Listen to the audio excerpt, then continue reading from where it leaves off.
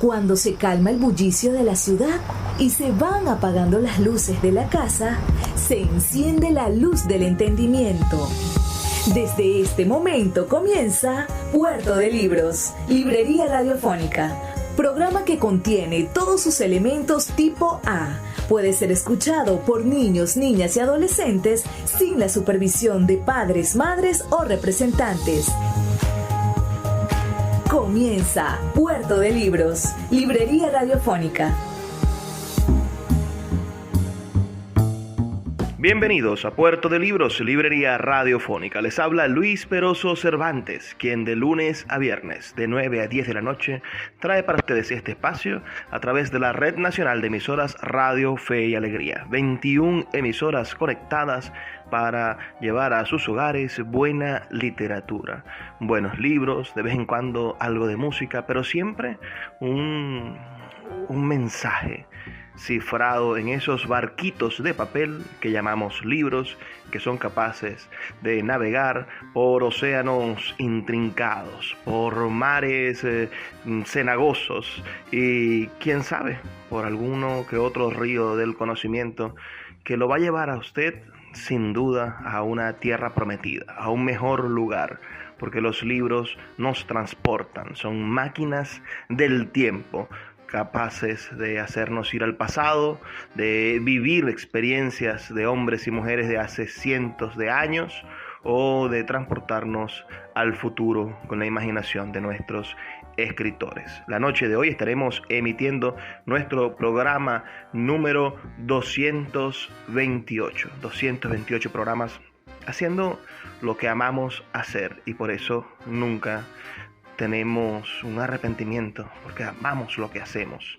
Este programa va a ser muy especial porque tengo frente a mí al doctor Julio Portillo Fuenmayor, una de las personas que yo más admiro de la ciudad de Maracaibo, uno de estos hombres que ha construido su vida a pulso y con libros, con intelectualidad, con amor por el arte y con ese sentido de la búsqueda de la trascendencia, no solamente personal, sino colectiva, en nombre de nuestra ciudad, en nombre de nuestro país y después en nombre de toda la humanidad, porque quizás es uno de los zulianos que más países ha recorrido, que más culturas ha conocido y que mejor ha representado la ciudadanía en todo el mundo.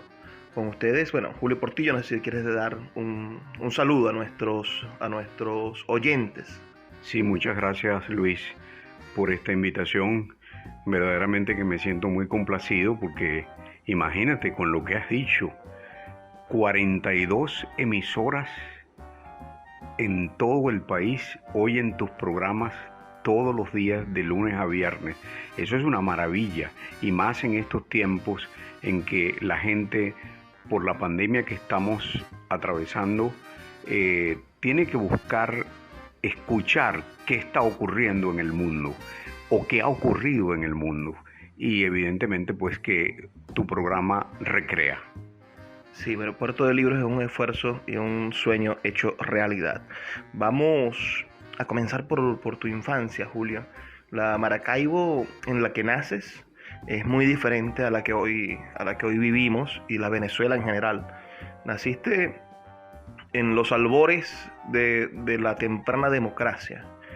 Ya había sucedido el octubre, esa revolución de octubre que llevó al poder a Rómulo Betancourt y eras un niño cuando se empiezan a dar los sucesos de la primera dictadura militar de derechas, podríamos decir, esa dictadura de Marcos Pérez Jiménez. Cuéntanos cómo te desarrollaste, cómo era la Maracaibo en la que naces y hasta tu adolescencia, cómo viste el crecimiento de lo nacional, del país, cómo sentiste ese ambiente de lo que era Venezuela. Mira, Luis, yo nací un 1 de noviembre de 1944, Día de Todos los Santos. Mi papá era zapatero y mi mamá maestra, graduada, como decían antes, normalista, que llegó a ser directora de varios colegios de Maracaibo. Y mi papá de zapatero fue creciendo y se convirtió en vendedor de materiales para calzados. Y nos mudamos al centro de Maracaibo. Estaba en la calle Ciencias, a 2 cuadras de la Basílica. Acababa de terminar la Segunda Guerra Mundial. De manera pues que había muchas expectativas en el mundo de lo que iba a ocurrir en lo sucesivo.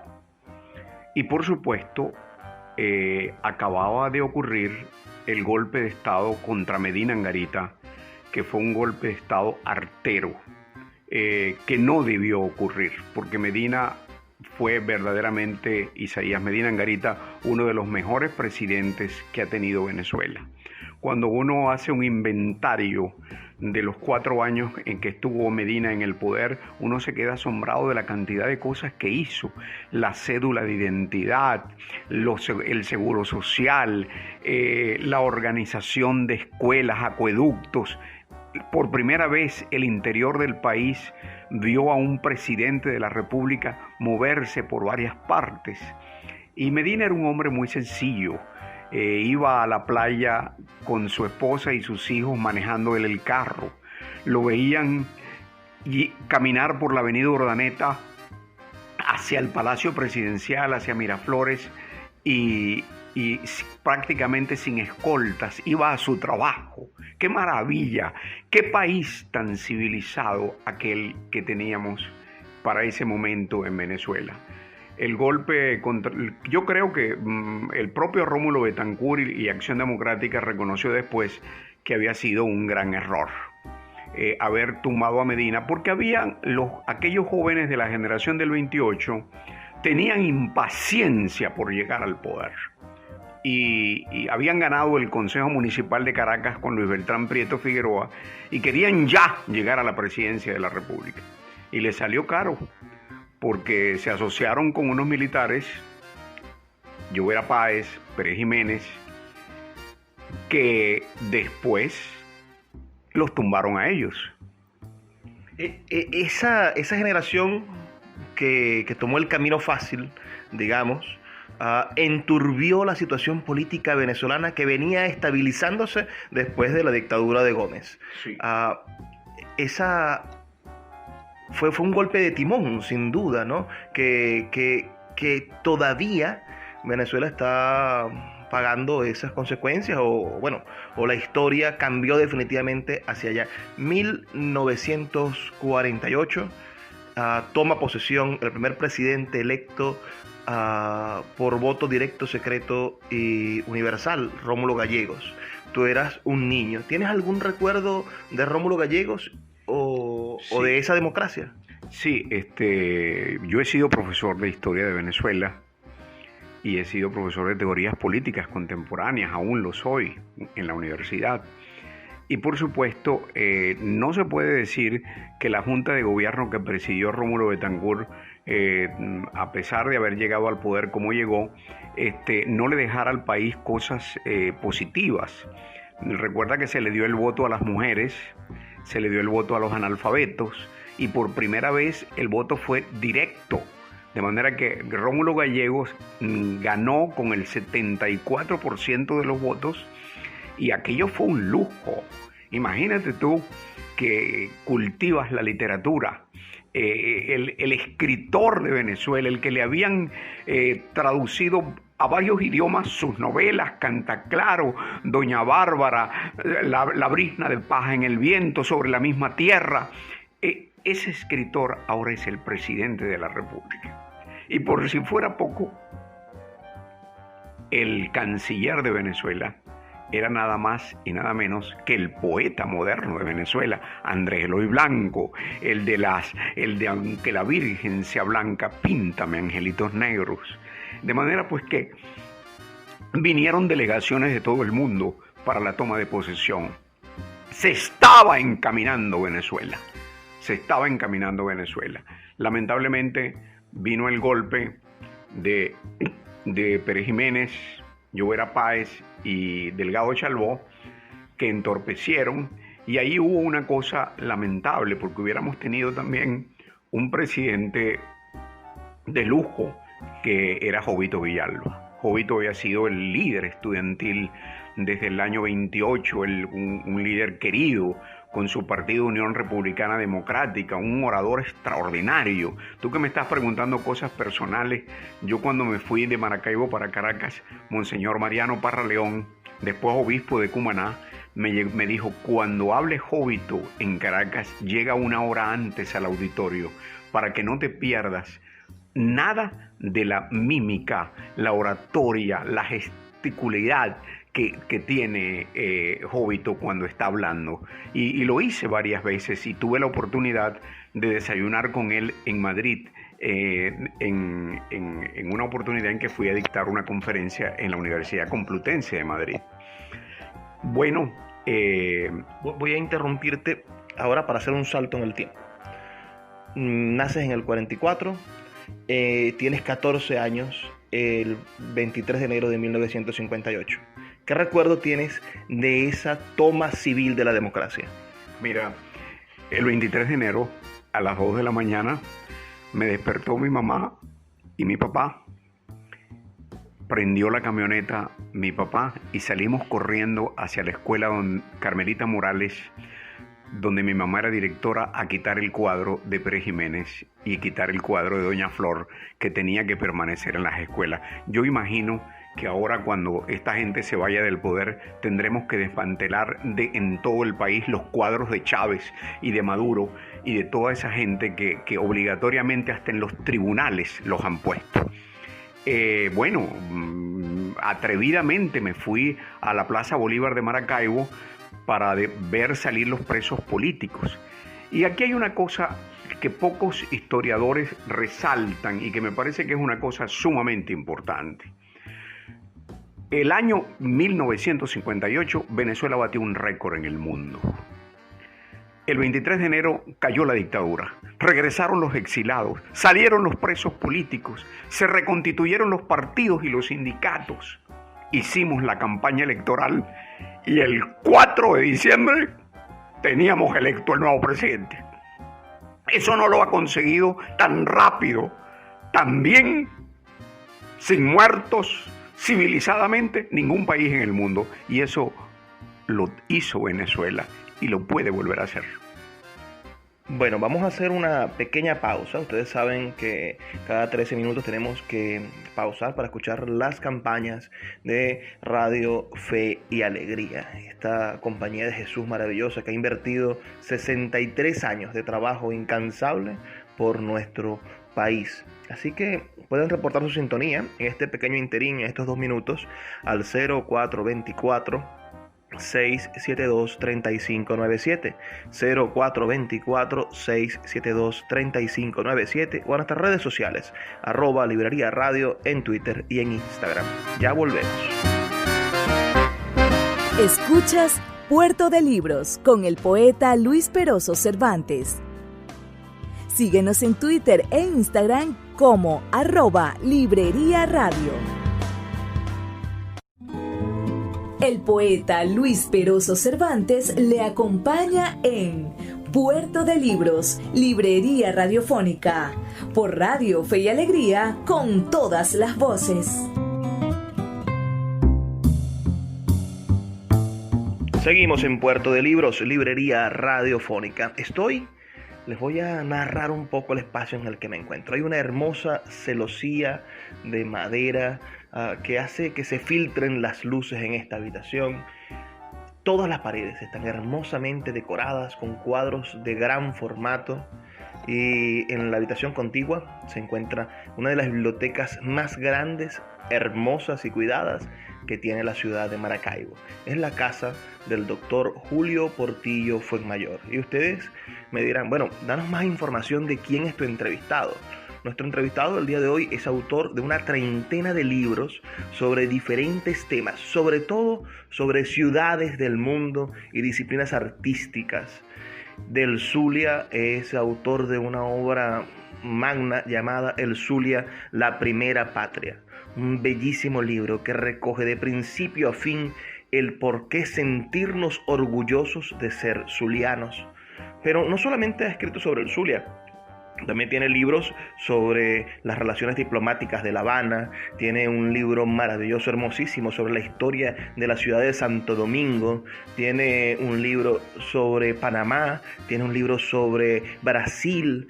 Ha sido además uno de los pocos zulianos, y esto hay que decirlo con cierto dolor, ha sido uno de los pocos zulianos que ha sido embajador de Venezuela y ha ocupado altos cargos diplomáticos en el mundo. Esto siempre nosotros sacamos esa cuenta como zulianos y decimos, bueno, tenemos tanta participación y amamos tanto al país, pero muchas veces el centralismo, ese demonio que fagocita la idea de un país y que finalmente lo concentra todo en las 4 o 5 cuadras de la Plaza Bolívar de Caracas, ese monstruo ha maltratado a todas nuestras provincias, a todas nuestras regiones. Lo sabemos desde las 21 emisoras de Radio Fe y Alegría, se sabe en cada uno de los espacios la desigualdad que existe entre Caracas y el resto del país. Julio, estudiaste Derecho en la Universidad del Zulia en los años 60. Cuéntanos un poco esa experiencia juvenil de estudiar Derecho, de esa naciente democracia y de esos 2 primeros gobiernos democráticos de Betancourt y de Raúl Leoni. Mira, Luis, yo creo que te acabo de escuchar una cosa muy positiva. Yo soy exalumno de los jesuitas del Colegio Gonzaga de Maracaibo. La Compañía de Jesús realmente ha hecho un trabajo extraordinario en Venezuela y lo sigue haciendo en este momento, ¿no? Yo no me da pena decirte que quise ser jesuita, porque verdaderamente pues es una congregación religiosa muy, muy ilustrada. Y la formación que recibimos era una formación extraordinaria. Yo recuerdo que teníamos cineclub, yo recuerdo que teníamos un grupo de lectura de lo que estaba saliendo. Escuchábamos los domingos, íbamos algunos a que uno de los padres nos diera clase de música. De manera que te puedes imaginar, era una formación muy completa. Yo estudié realmente Derecho en la Universidad del Zulia, no quería ser abogado. Mi inclinación era sobre los estudios diplomáticos, sobre los estudios internacionales, cosa que pude hacer después que me gradué de abogado.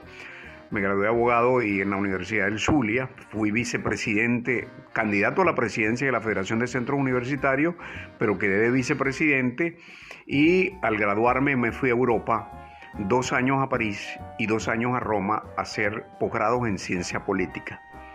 Regresé a Maracaibo, no conseguí trabajo en la especialidad y me doctoré en Derecho, presenté la tesis sobre la personalización del poder y me fui a trabajar a Caracas al Colegio Universitario Francisco de Miranda y después como profesor también universitario en la Universidad Central de Venezuela de aspectos prácticos de la diplomacia. Puedo decirte que fui cónsul general de Venezuela en Río de Janeiro, embajador en la República Dominicana, representé a Venezuela en la Asociación Internacional de Ciencias Políticas con sede en Ottawa, Canadá, pero dependiente de la UNESCO, de las Naciones Unidas.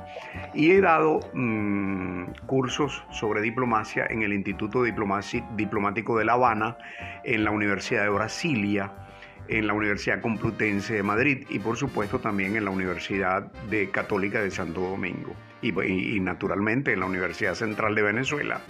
Fui profesor del Instituto de Altos Estudios de la Defensa Nacional y he dictado conferencias en varias partes, en Panamá, en República Dominicana. En fin, mi actividad como profesor, como docente universitario ha sido satisfactoria. Tú señalabas al principio una cosa que verdaderamente pues ahora ya a mis 76 años, cuando uno devuelve la película, me hace sentir muy feliz y fue que pude conocer 46 países en el mundo.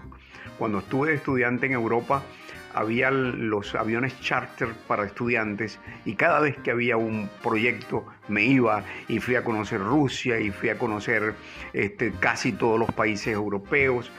Estudié 6 meses en Chile de dirigente estudiantil universitario sobre la reforma universitaria y la integración latinoamericana, y al terminar me fui inmediatamente a ver toda la América del Sur. Fui invitado por el gobierno chino a visitar la China y estuve en Hong Kong, Cantón, Shanghái y Pekín. De manera pues que estuve también invitado a ver Marruecos, en el norte de África, el conocimiento del mundo. Y a veces eso me crea un problema, porque he visto tantos experimentos sobre lo que son los adelantos en varios países, y a veces me siento en el Zulia, lo voy a decir humildemente, subutilizado para toda la experiencia que pude adquirir. Pero bueno, pude licenciarme en estudios internacionales, que era mi deseo, en la Universidad Central de Venezuela, y es quizás la carrera que más he ejercido, porque sigo siendo profesor de Derecho Internacional Público, de aspectos prácticos de la diplomacia, de negociaciones internacionales, más que más que en el ejercicio profesional del derecho específicamente. Bueno, qué decirte, la Universidad del Zulia para mí es la casa que me formó. Acabo precisamente de ser el orador de orden con motivo de los 74 años de la reapertura de la Universidad del Zulia, y estoy muy feliz de estar en Maracaibo. Yo siempre quise volver a Maracaibo. El doctor Rafael Belloso Yacín, cuando mi mamá me mandó a que me despidiera de él porque me iba a estudiar a París, me entregó la historia de Rafael María Baral. Me dijo, la escribió Baral en París. Julito, ve a formarte, pero tienes que regresar a Maracaibo, porque aquí necesitamos gente. No te vayas a quedar en Europa. Tienes que regresar a Maracaibo, y volví.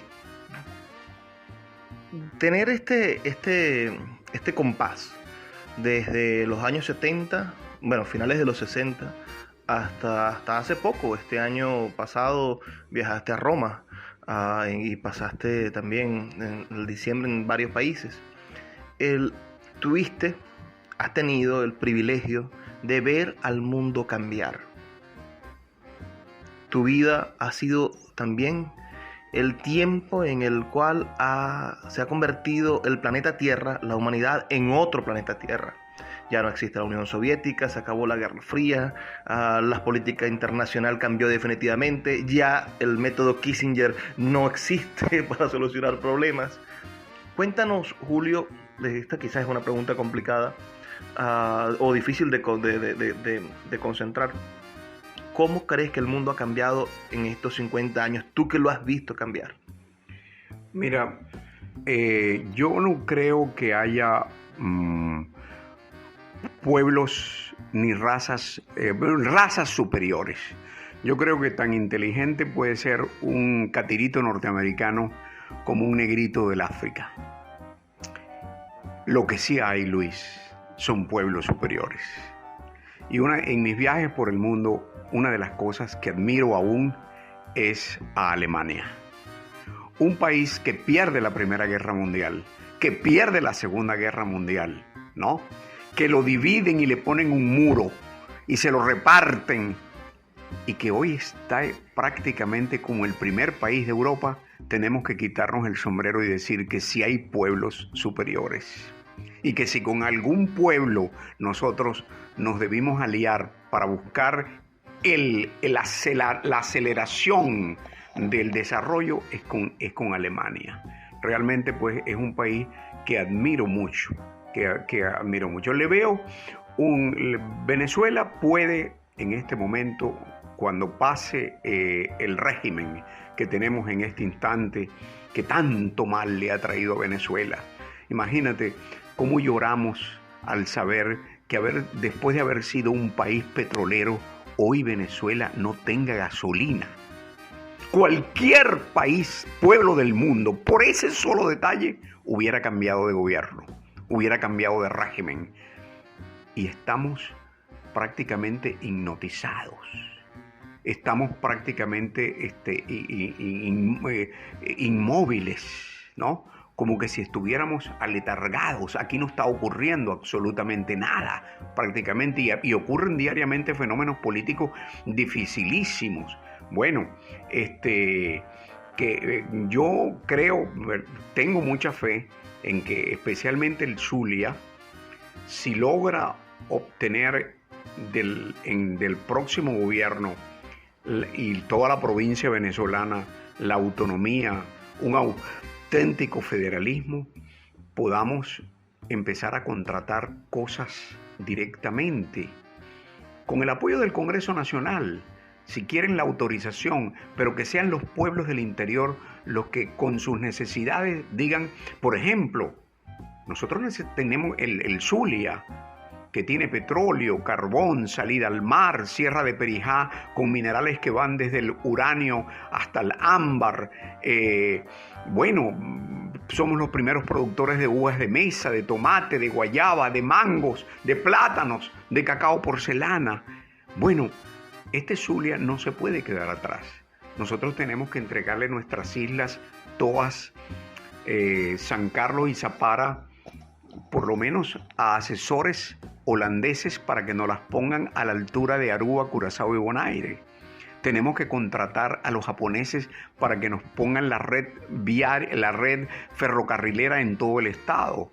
Canadá tiene que limpiarnos el lago de Maracaibo como lo han hecho con sus lagos. Es decir, mira, yo tengo un sueño y ese sueño es que el Zulia pueda desarrollar sus propias cosas y que sean aplaudidas y para beneficio de toda Venezuela. Pero ya vamos a seguir conversando sobre eso, debido a que vas a ser el orador en la celebración del bicentenario de la independencia del Estado Zulia. Vamos a hacer una pequeña pausa de 2 minutos, escuchamos los compromisos de Fe y Alegría y ya volvemos con más de Puerto de Libros, librería radiofónica. Escuchas Puerto de Libros con el poeta Luis Peroso Cervantes. Síguenos en Twitter e Instagram como @Librería Radio. El poeta Luis Peroso Cervantes le acompaña en Puerto de Libros, librería radiofónica, por Radio Fe y Alegría, con todas las voces. Seguimos en Puerto de Libros, librería radiofónica. Me encuentro con el doctor Julio Portillo Fuenmayor, un hombre noble, un hombre que ha entregado su vida con pasión a representar a Venezuela en diferentes espacios y sobre todo al Zulia. Y es un amante de la forma en la que las particularidades de cada una de las regiones de los diferentes países se convierten en representaciones de un espíritu nacional. Ninguna encima de la otra va a cegar lo que significa Venezuela. Que el Zulia sea un gran estado y tenga todas estas potencialidades hace que Venezuela sea grande también. No tenemos la necesidad de competir con los demás estados. Me comentaba Julio que cuando fue cónsul de Brasil descubrió que cada una de las grandes provincias que integran ese gran país, casi 300 millones de habitantes, tiene oficinas que representan los intereses de los otros estados en cada uno de ellos. Por ejemplo, los de Río de Janeiro tienen una oficina en Sao Paulo representando los intereses de Sao Paulo. Julio fue quizás el más joven de una generación de hombres ilustres de Maracaibo que fundaron la sociedad zuliana, la Fundación Zuliana para la Cultura, que representó como institución los intereses de la vida privada, íntima, histórica y maravillosa del Zulia en Caracas durante más de 50 años. Y esta institución creo que es una de esas evidencias en las cuales el pueblo, los ciudadanos, más que el pueblo, en la que empresarios, en la que las fuerzas vivas de una ciudad se hacen responsables de la memoria de sus familias, de la memoria de su sociedad, de su colectivo, y lo promueven. Hoy en día hace falta rescatar eso en beneficio de todos los zulianos y de todos los venezolanos que están dispersos en el mundo. Julio, háblanos sobre lo que viene en estos días. El 28 de enero del año 2021, dentro de apenas 2 meses, vamos a estar celebrando la declaración de independencia de la provincia de Maracaibo, la última de las provincias de Venezuela que se declara independiente de la actual Venezuela. Cuéntanos qué te parece esa fecha, qué simbolismo puede tener estos 200 años en el medio de lo oprobio que vivimos, y de qué manera crees tú que el zuliano puede aportar con su independencia, con el bicentenario de su independencia, al cambio de Venezuela en la contemporaneidad. Mira, Luis, te referiste primero a la Fundación Zuliana para la Cultura. Efectivamente, esa fue una experiencia extraordinaria, ¿no? En 1929, los zulianos residentes en Caracas fundaron la Institución Zuliana, que por cierto llegó a tener una casa con una piscina con la forma del lago de Maracaibo. Y era una experiencia extraordinaria. Pusieron la estatua de Urdaneta en el Panteón Nacional, en mármol. Compraron el espacio que hoy tiene la iglesia de la Chiquinquirá en Caracas, allí en la Florida. Hicieron una cantidad de publicaciones. Esa institución cerró y después vino la Fundación Zuliana para la Cultura, que también hizo un trabajo extraordinario en la publicación de libros. Llevamos la estatua de Urdaneta a Ciudad Bolívar, porque Urdaneta fue uno de los gobernadores de esa provincia. Llevamos la estatua de Baral a Caracas, la estatua de Baral a la República Dominicana, porque Baral es hijo de Dominicana. Y bueno, qué decirte, éramos 1.500 zulianos que todos los años nos reuníamos 2 veces al año, el día de la Chiquinquirá o a propósito del día de Urdaneta, en Petróleo de Venezuela, para reunirnos y auspiciar así la paisanería, ¿no? El hecho de que veníamos de la misma tierra, es decir, éramos árboles de este bosque. Pero respecto al bicentenario, hay que recordar que Venezuela declaró su independencia el 5 de julio de 1811 y vino la guerra para terminar la independencia, pero el Zulia, Maracaibo concretamente, que era como se llamaba la provincia, no se unió a esa gesta. Permanecimos fieles al rey de España hasta 1821, donde se declara la propia independencia, pero no solamente la independencia, sino que nos constituimos en la República Democrática e Independiente de Maracaibo, y la primera acta de independencia que utiliza en toda la América la palabra democrática. Esa es una cosa sumamente importante. Tuvimos nuestra propia batalla de independencia, la batalla naval del lago de Maracaibo, y como tal, como república independiente, nos integramos con Venezuela, Ecuador y Colombia a la República de Colombia que creó Bolívar. En 1824, el libertador Simón Bolívar puso por encima del nombre de Maracaibo el nombre de Zulia, al crear departamentos militares, el departamento de Cundinamarca, que era Colombia, el departamento de Venezuela, que era Venezuela, el departamento de Quito, que era Ecuador, y el departamento de Zulia, que era Maracaibo. Permanecimos en esa república con esas otras con esos 3 países hasta 1830, cuando muere el libertador Simón Bolívar, que cada uno se fue por nuestro lado. Allí se planteó la situación de si nos íbamos también nosotros por nuestro lado o nos integrábamos a la República de Colombia o nos integrábamos a Venezuela. Nos convocaron a la Convención de Valencia para Páez, donde se le dijo al Zulia que iba a ser autónomo, que lo que produjera el Zulia, la gran parte se iba a quedar aquí. Se nos hicieron muchísimas promesas, y entonces también porque los colombianos trataron muy mal a Urdaneta, que fue el último presidente de la Gran Colombia y era zuliano, decidimos integrarnos a Venezuela. Yo siempre digo en muchas oportunidades que el resto de Venezuela tiene que tener un gran respeto por el Zulia. que nosotros somos doblemente venezolanos, porque aquí nació el nombre de Venezuela y porque en 1830 quisimos ser venezolanos. Entonces, esta fecha es quizá importante que suceda, ¿no? Volvemos a estar en el oprobio de un país que no encuentra soluciones, que quizás es lo peor de lo que yo entiendo de la situación actual. Nuestros dirigentes, bien sean los de la oposición o estas personas que llevan el gobierno en la actualidad, no se ponen de acuerdo. No se ponen de acuerdo, no llegan a acuerdos. La Unión Europea intenta mediar, no le hacen caso, el Grupo de Lima, etcétera. Todo el mundo intenta proponer algún tipo de debate y hasta el Vaticano, hasta el Papa ha intentado enviar al nuncio apostólico. Y me acuerdo yo aquella cosa televisada donde ofendieron al pobre cardenal.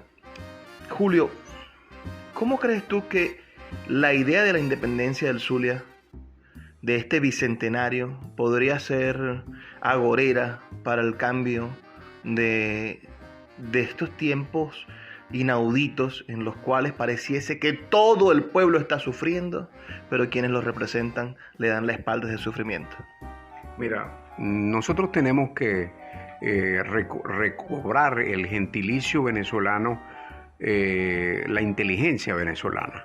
Fíjate que estamos leyendo noticias donde hay venezolanos que están en la NASA, venezolanos que médicos que tanto en Chile como en Madrid, España, están destacando. Hay venezolanos que la hija del doctor Gilberto Urdaneta Bessón ganó un premio en todos los Estados Unidos como en materia de química, y eso poca gente lo sabe. Nosotros no podemos seguir entregándole la presidencia de la República a alguien que no haya pasado por las aulas universitarias. Cuando vemos una Angela Merkel que le piden los alemanes que sigan el poder, que ella ya se quiere retirar y que ha ganado varias veces hasta con el 70% de los votos porque es una de las mujeres más inteligentes del mundo, y que nosotros tengamos en el poder a Nicolás Maduro, que no ha pasado por las filas universitarias, que habla de liceístas, de liceas y liceos, soldadas y soldados, ¿no? Que comete errores de idioma. Entonces, mira, no puede ser. Nosotros tenemos que regresar al poder, a la inteligencia venezolana, si queremos verdaderamente tener un aceleramiento. Nosotros no podemos, las Fuerzas Armadas, perdona, te lo digo, tienen que regresar a los cuarteles y dedicarse a la defensa de la frontera, pero las Fuerzas Armadas no pueden estar de directores de hospitales, de directores de liceos. ¿Qué es esto? Nosotros tenemos que reordenar el país. Y yo creo que eso es la tarea que nos espera ahora. Ojalá lo podamos ver todos los que yo, en mi edad de 76 años, pero también todos los que nos están escuchando, que quieren ver y que queremos este país, porque al fin y al cabo somos venezolanos y donde queremos vivir es en Venezuela. Esa es una de las verdades más grandes. Yo siempre lo digo, Julio, siempre lo digo en este programa, que cada uno de los que me escucha, la idea es que cuando vayamos a votar le preguntemos a esos candidatos a diputados, a esos futuros concejales, ¿cuál fue el último libro que usted se leyó? Porque si usted no ha leído, yo no voy a votar por usted. ¿Hasta cuándo vamos a seguir votando por ignorantes? Un pueblo ignorante vota por ignorantes. Vamos a revertir el problema y convirtámonos en un pueblo con criterio. Y eso solo se consigue leyendo, amigos.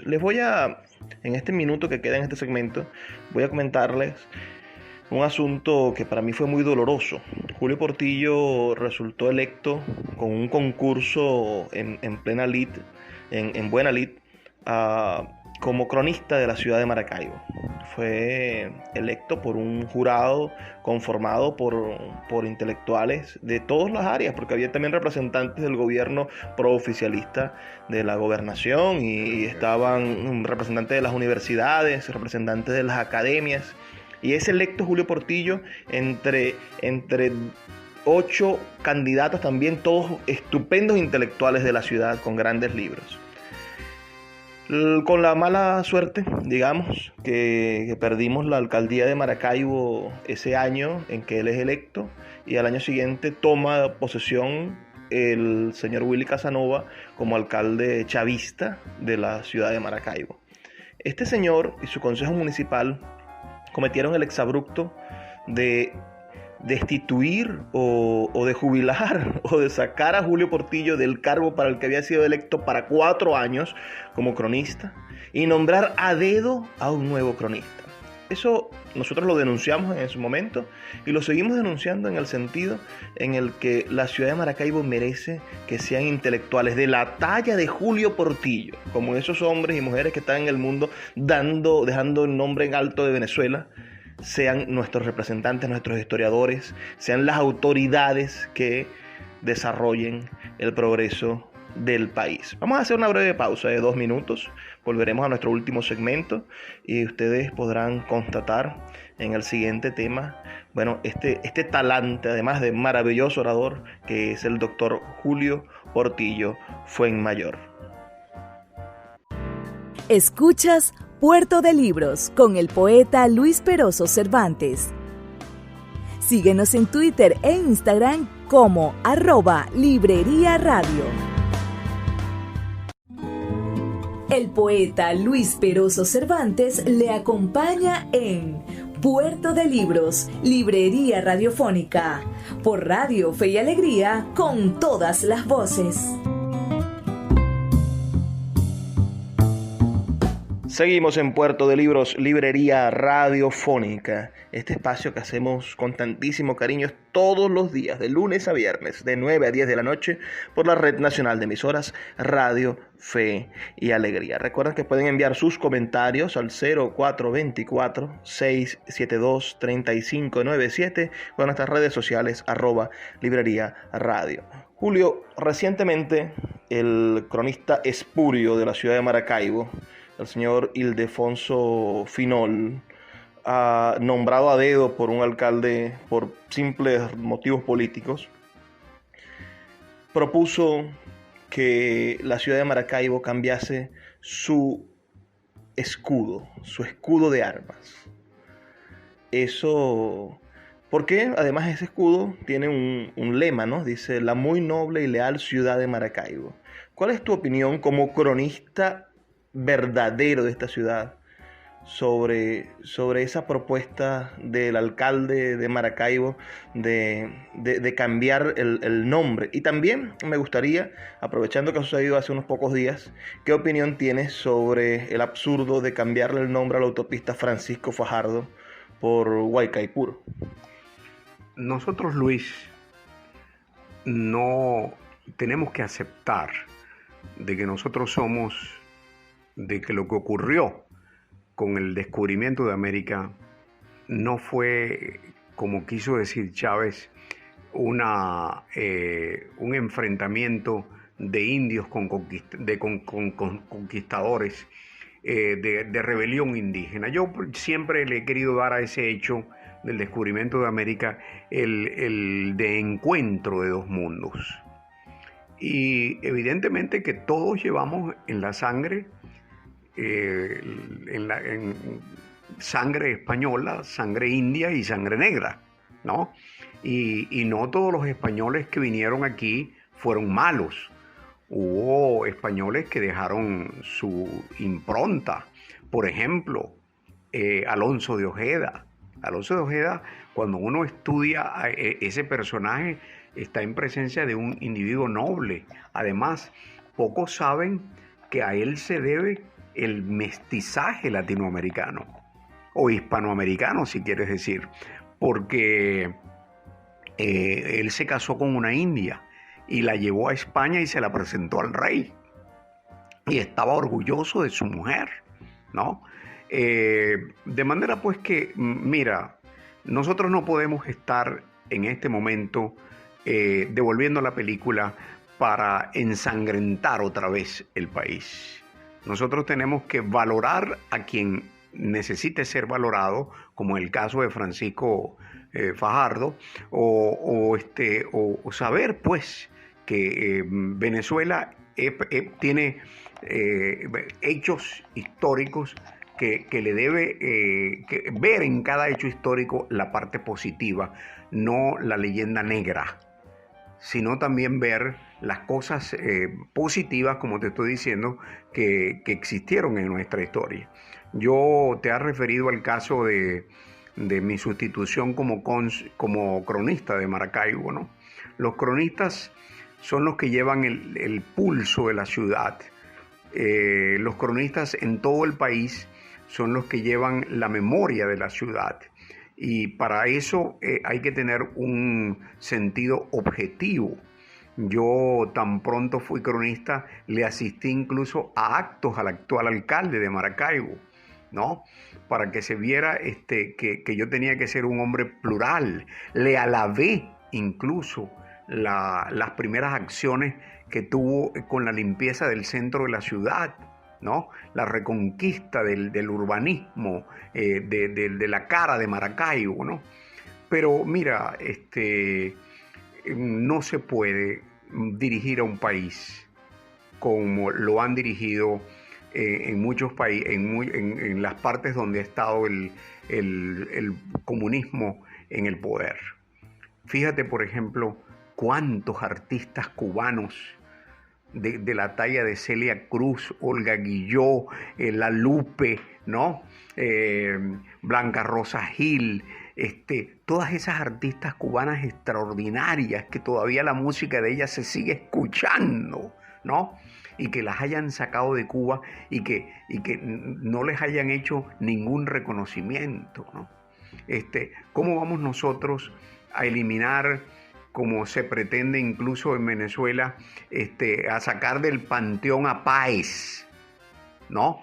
Cuando la República de Venezuela se le debe incluso a Páez y la batalla de Carabobo en gran parte se le debe a Páez.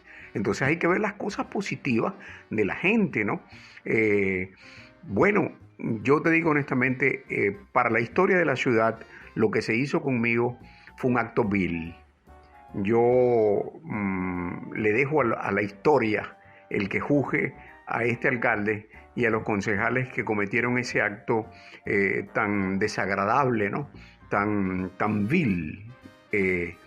Sustituyéndome como cronista, ahora soy el cronista emérito de Maracaibo. Bueno, Luis, yo te quiero dar las gracias por esta oportunidad que me has dado de conversar prácticamente con toda Venezuela. Y toda esa Venezuela que la conozco muy bien porque yo he dado clases en Barinas, estudié primaria en Mérida, he dado clases en los institutos militares de Aragua, por supuesto, muchos años en Caracas, he dado clases cerca de las cuevas del Guácharo, conozco y quiero mucho a Ciudad Bolívar. La quiero muchísimo a Ciudad Bolívar, ¿no? De manera pues que te agradezco que me hayas recordado no solamente mi zulianidad, sino mi venezolanidad. Vamos a terminar ya este programa que hemos disfrutado la voz, la presencia del doctor Julio Portillo Fuenmayor. Todos ustedes, bueno, son testigos de cierta manera de la forma en la que el país ha ido desarrollándose por un cauce del desacierto. Cada vez que miramos hacia atrás decimos, pudimos haber corregido esta cosa, esta otra, si hubiésemos tomado una decisión acertada, hubiésemos podido generar un cambio en positivo. Perdimos la oportunidad de la bonanza petrolera de principios de este siglo, y con ese desperdicio de dinero, bueno, hubiésemos podido transformar la realidad política, social de cada uno de los venezolanos. No tendríamos que estar sufriendo las escenas terribles de venezolanos en el exilio, no tendríamos que estar viendo a nuestros hijos, a nuestros hermanos, a nuestros primos, hasta a nuestros padres partir en busca de alimento en otras naciones. Y la dignidad del pueblo venezolano se habría mantenido incólume frente a las barbaridades que día a día se cometen en el país. el devenir del futuro está en nuestras manos. Somos nosotros los únicos capaces de generar un cambio en positivo que transforme a nuestra sociedad en una sociedad de progreso. No podemos permitir que el atraso siga siendo el rumbo que lleven nuestros pasos. Porque hoy día, señores, no estamos progresando. Seguimos yendo hacia atrás. Seguimos perdiendo nuestras instalaciones públicas, nuestra infraestructura como ciudades se está deteriorando. Y lo poco que hacen los malos gobernantes son pañitos de agua tibia encima de carreteras, son pequeñas reparaciones en un nivel que necesita profesionalidad, que necesita del espíritu y del convencimiento de todos los venezolanos y de todas las venezolanas. Hemos tenido la oportunidad de escuchar a Julio Portillo Fuenmayor. Ustedes pueden entrar a nuestra página web y leer algunas cosas del doctor Portillo que hemos estado publicando. Y mi deseo profundo es que esta conversación de esta noche le dé un ejemplo de amor hacia el país. Rescato esa idea de que el Zulia decidió pertenecer a Venezuela. Muy poca gente sabe que en 1777 el Zulia se integra a la Capitanía General de Venezuela. Anteriormente nunca fuimos parte de lo que se llama la Capitanía General de Venezuela como estructura política. Y del 1777 a 1830 tomamos la decisión fundamental de ser parte de este país y apostar por él. Así que cada uno de nosotros le va a tocar en este bicentenario también decidir, como decidió el Zulia, ser parte del país que queremos construir para el futuro. Recuerda enviarnos tus opiniones al 0424-672-3597, 0424-672-3597 o en nuestras redes sociales, @Librería Radio en Twitter y en Instagram. Los voy a dejar con el mensaje que siempre me gusta dejarles. Por favor, sean felices. Lean poesía.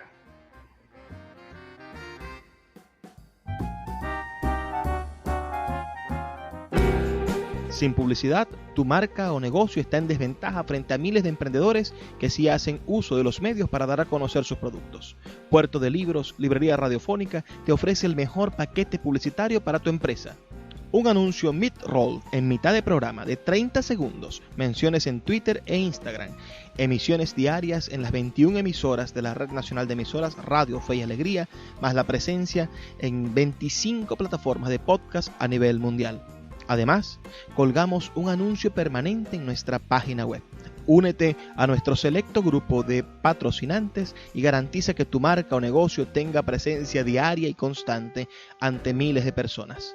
Invierte en publicidad en radio con Puerto de Libros, Librería Radiofónica. Consulta nuestras tarifas al 0424-672-3597. 0424-672-3597.